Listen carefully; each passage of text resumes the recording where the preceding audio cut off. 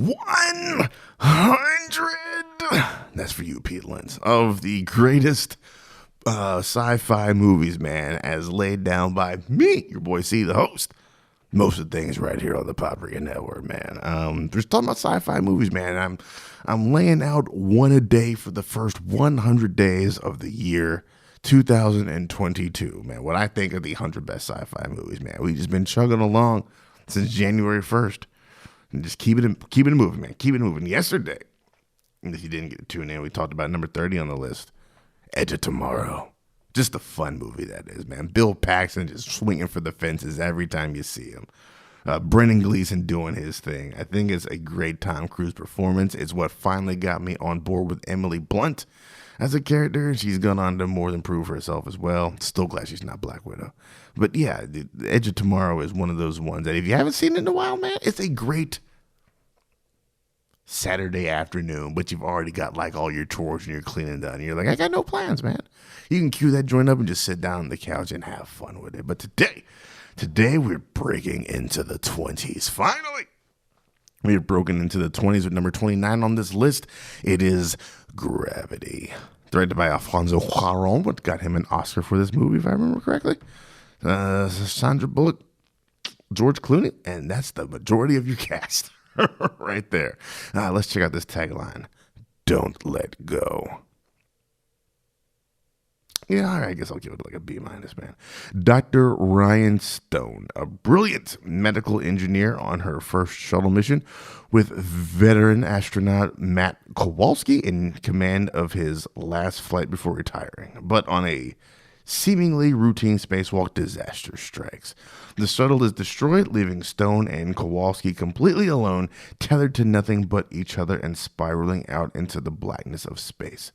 The deafening silence tells them that they have lost any link to Earth and any chance for rescue.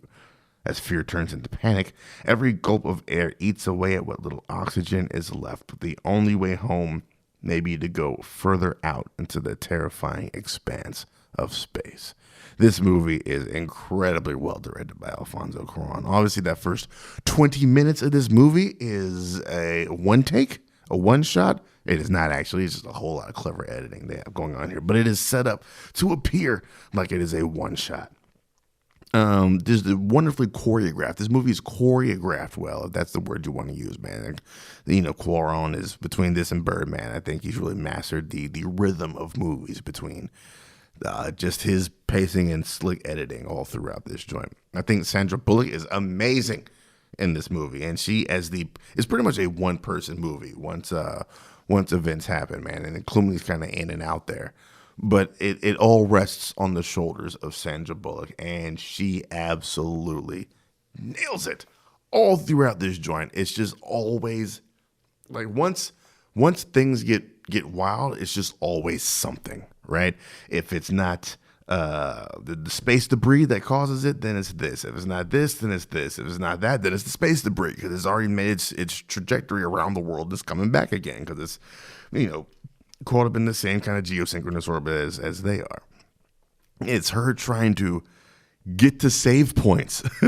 Basically, if I can get to this space station, if I can get to this spaceship, I might be able to get back down to Earth. But I don't. This is a Chinese spaceship that I'm blasting off of, so I don't know the language for their shit. So I gotta try to figure this out. The emotional, tumult that she goes through in this movie is Sandy Bullock on display. Clooney, outside of Ocean's 11, has never been more charming than he is in his little bit of runtime all throughout. The sheer brazen confidence that his character projects all throughout. It's just Clooney at his most Clooneyest, I think.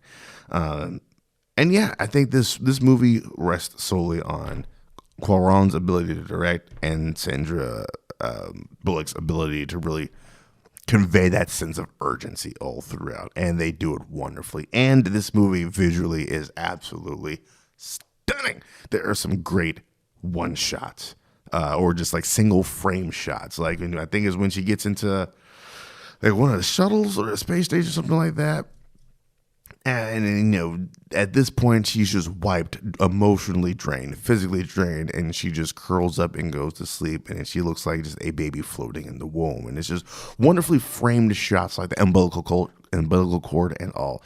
It's just wonderfully framed shots like that all throughout the movie. And her using the fire extinguisher to get from point A to point B. There's so much good shit about Gravity, man. If you haven't seen it in a while, do yourself a favor, man. That's a Friday night movie right there, man. Friday night movie. Just sit down and enjoy it. That's it for number 29. We've broken into the 20s, people. What's 28 going to be? We'll come back 24 of the hours to find out right here on Paprika.